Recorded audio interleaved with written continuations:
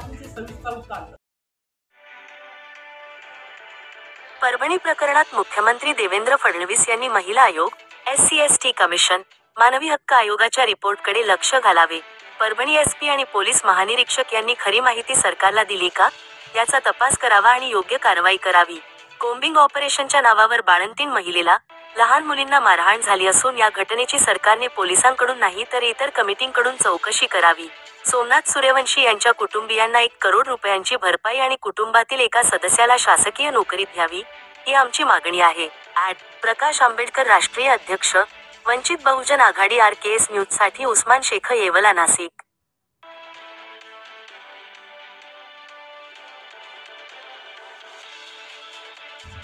देवेंद्र फडणवीस यांनी सभागृहामध्ये जे वक्तव्य केलं त्यामध्ये तथ्य आहे की मी त्यांच्याशी संपर्कात होतो।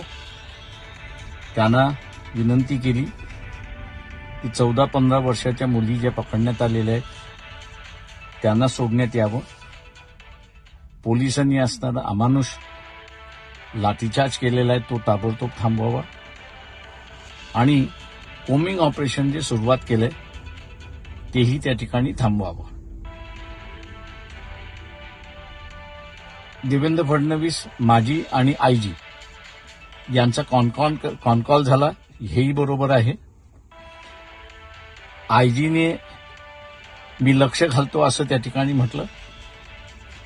आज जे देवेंद्र फडणवीस यांनी वक्तव्य केलं की IG आणि SP ने सांगितलं की कोम्बिंग ऑपरेशन झालेलं नाही। माझं देवेंद्र फडणवीस यांना विनंती आहे की त्यांनी महिला आयोग, त्याच्याचबरोबर SC/ST आयोग आणि ह्युमन राईट कमिशन यांचा जो आयोगाचा रिपोर्ट आहे आणि येईल त्याच्याकडे त्यांनी लक्ष घालावं आणि त्यानंतर IG आणि SP यांनी त्यांना खरी माहिती दिली का याचा त्यांनी तपास त्या ठिकाणी करावा आणि योग्य कारवाई करावी। कोम्बिंग ऑपरेशनमध्ये काही जणांची घरं तोडण्यात आलेली आहेत, घरात घुसून मारण्यात आलेला आहे, एका 1.25 महिन्याची बालतीन झालेल्या महिलेला सुद्धा मारण्यात आलेला आहे।